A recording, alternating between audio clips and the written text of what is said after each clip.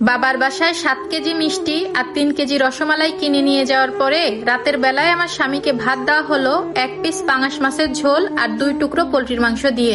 খাবারগুলো দেখে আমার স্বামী আমাকে বলে উঠলো, আর কোনো সস্তা জাতীয় খাবার নেই, এত দামি খাবার আমার গলা দিয়ে নামবে না।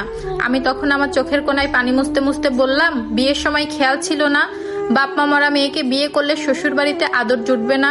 ভাইয়ের সংসারে বড় হয়েছি, এখন এতটুকু পাচ্ছ, এটাই তো অনেক। আমার এই কথা শুনে আমার স্বামী আর আমাকে কিছুই বলল না। বাটি থেকে যখন তরকারি বেড়ে প্লেটে নিবে তখন আমি স্বামীকে বাধা দিয়ে বললাম, যে জিনিস খেতে ইচ্ছে করছে না সেটা খেয়ে আমাকে আর খুশি করানো লাগবে না, একটু বসো, আমি তোমার জন্য ডিম ভেজে নিয়ে আসতেছি। আমি ডিম ভাজতে গেলে আমার ভাবি তখন রান্নাঘরে এসে বলে, ডিম ভাজতেছো কেন? রান্না কি ভালো হয়নি? আমি কি ভালো রান্না করতে পারি না? তখন আমি কিছুটা মাথা নিচু করে বললাম, আসলে ভাবি, আমার হাজবেন্ড পাঙাশ মাছ আর পোলট্রিতে অ্যালার্জি আছে, সে একদমই এটা খেতে পারে না।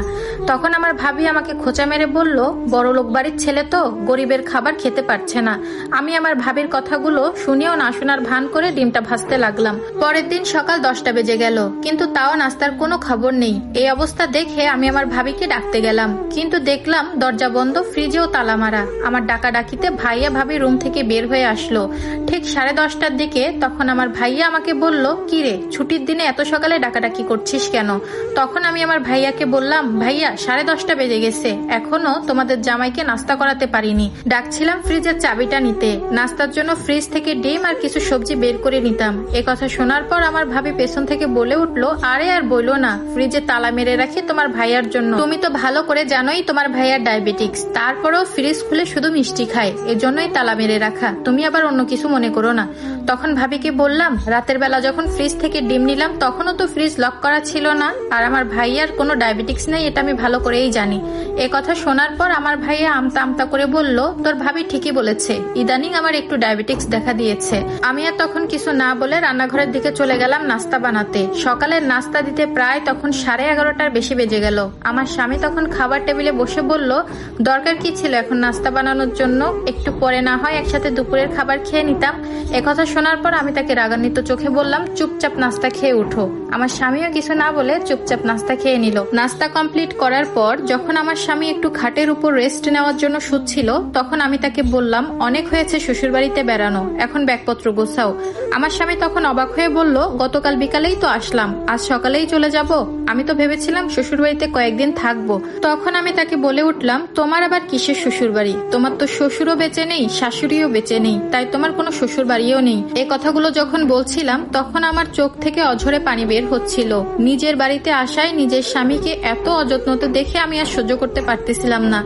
এরপর আমি ব্যাগপত্র গুছিয়ে আমার স্বামীকে নিয়ে আমার বাবার বাড়ি থেকে চলে আসলাম। ঠিক ওই দিনই আমার শ্বশুর বাড়িতে একটা বিয়ের দাওয়াত ছিল। দাওয়াতটা ছিল তার চাচাতো ভাইয়ের বিয়ে। আমার চাচা শ্বশুর আমার শাশুড়িকে ডেকে নিয়ে বলল, ভাবি, ফকিন্নের বাড়ি থেকে ছেলেকে বিয়ে করায়নি, মেয়ের বাড়ি থেকে আমার ছেলেকে ফ্রিজ, টিভি, মোটরসাইকেল, ঘরের আসবাবপত্র সবকিছু দিয়েছে, আপনার ছেলে শ্বশুর বাড়ি থেকে আপনাদের কি দিয়েছে?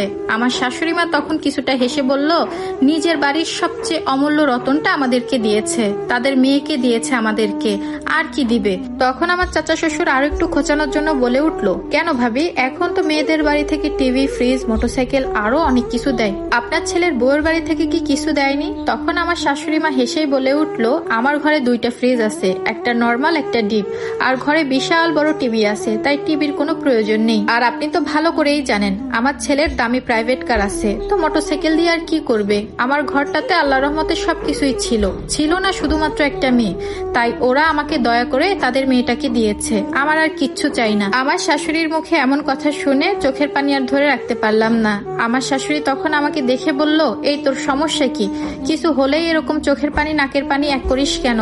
এত সুন্দর করে সেই কত সময় ধরে সাজলি আর এখনই নষ্ট করে ফেললি। শোন মা, আজকে তোকে একটা কথা বলি, আমার বিয়ে হয় সেই 16 বছর বয়সে। বিয়ের পর থেকেই দিন রাত কষ্ট করে সংসারে কাজ করতাম, এত কষ্ট করে সারাদিন খেটেও কোনো সম্মান পেতাম না। শাশুড়ি, ননদ, দেবর সবাই আমার বিরুদ্ধে কোনো না কোনো অভিযোগ রাখতো। এক সময় বুঝতে পারলাম আমার এই মুখ বুজে থাকাটাই যত সমস্যার কারণ। এরপর থেকে যে যেটা করতো তাকে সেটা চোখে আঙুল দিয়ে বুঝিয়ে দিতাম। একটা কথা জীবনে সবসময় মনে রাখবি মা, তোর উপর যখনই কোনো অন্যায় হবে ঠিক তখনই তুই প্রতিবাদ করবি, দেখবি সব সমস্যার সমাধান হয়ে গিয়েছে। আমার শাশুড়ির মুখে এসব কথা শোনার পর আমার কান্না যেন থামছেই না। তারপর আমার শাশুড়িকে কত সময় জড়িয়ে ধরে কিছুটা ঠান্ডা হলাম। সত্যি এই যুগে এরকম শাশুড়ি পাওয়াটা ভাগ্যের ব্যাপার। এর কিছুদিন পরে আমার ভাইয়া আর ভাবি আমাদের বাসায় আসবে। এই কথা শোনার পর আমি আমার স্বামীর হাতে লম্বা একটা বাজারের লিস্ট ধরিয়ে দিলাম। আরো বললাম যা যা আমি এখানে লিখে দিয়েছি সবকিছু বুঝে শুনে নিয়ে আসবে। তখন আমার স্বামী আমার শাশুড়িকে বলে উঠলো, মা আমি তো ভেবেছিলাম 1 কেজির একটা পাঙাশ মাছ আর 1.5 কেজির একটা পোল্ট্রির মুরগি বাজার থেকে নিয়ে আসবো, কিন্তু তোমার বউ আমাকে এত বড় বাজারের লিস্ট করে দিয়েছে, আমার তো মনে হচ্ছে পুরো বাজারটাই আমার মাথায় করে নিয়ে আসতে হবে। তখন আমার শাশুড়ি মা কিছুটা মুচকি হেসে বলল, সবসময় কেন বউয়ের পেছনে এত লাগিস বলতো, যা তাড়াতাড়ি যা, যা আনতে বলেছে সবকিছু নিয়ে আয়। আমার ভাইয়া ভাবি যেদিন আমাদের বাসায় আসলো সেদিন আমি গরুর মাংস, খাসির মাংস, মুরগির মাংস সাথে 4 পদের মাছ রান্না করেছিলাম। সবাই খাওয়া দাওয়া শেষ করে যখন আমরা ড্রয়িং রুমে বসেছিলাম তখন আমার ভাইয়া আমাকে বলল, আসলে এসেছিলাম একটা দরকারে, তোর স্বামীর তো আল্লাহ রহমতে কোনো কিছুর অভাব নেই। আসলে আমার দিনগুলো এখন তেমন একটা ভালো যাচ্ছে না। আমি চাচ্ছিলাম বাবা মা বেঁচে থাকতে তোকে যে জমিটা তোর নামে লিখে দিয়ে গিয়েছিল সেই জমিটা বিক্রি করে বাজারে একটা ব্যবসা দাঁড় করাবো, আর বোন যদি পারিস এখন ওই জমিটার দাবিটা তুই একদমই ছেড়ে দে। তখন আমি বললাম, কেন আমি দাবি ছাড়বো, এখনো দাবি আছে বিধায় আমার বাবার বানানো বাড়িটাতে বেড়াতে গিয়েছিলাম। বেড়াতে গিয়ে 1 টুকরো পাঙাশ মাছ আর 2 টুকরো পোল্ট্রি মুরগি দিয়ে তো জামাই নিয়ে ভাত খেয়ে আসতে পেরেছিলাম। ওইটুকু দাবি আছে বিধায় সেই বাসায় যেয়ে আমি একবেলা ভাত খেয়ে আসতে পেরেছিলাম। আর দাবি যদি সম্পূর্ণ ছেড়ে দিই তাহলে তো বাড়ির আশেপাশে আমি কখনো যেতে পারবো না। আর তারপর আমি আমার ভাবিকে বললাম, আচ্ছা ভাবি, আমার ভাইয়া যখন তোমাদের বাসায় বেড়াতে যায় তখন কি ভাইয়াকে তোমরা সকাল 8টা নাস্তা দুপুর 12টায় দাও? আর ভাবি এটাও শুনে রাখো, আমি এতটাও ছোট লোক হইনি যে তোমাদের ফ্রিজ থেকে খাবার বের করে আমি আমার স্বামীকে খাওয়াবো। আমার শ্বশুর বাড়ি দেখলেই বুঝতে পারতেছো যে আমরা কোন অবস্থাতে আছি। আর ভাইয়া সাফ সাফ কান খুলে শুনে রাখো, আমি আমার জমির ভাগ কখনো ছাড়বো না। সময় যখন হবে আমি আমার জমির ভাগটা ঠিকই বুঝে নিব, আর সেটা আদায় করতে হয় কিভাবে আমি ভালো করেই জানি। একথা শোনার পর আমার ভাইয়া ভাবি এক মুহূর্ত না দাঁড়িয়ে সেখান থেকে চলে গেল।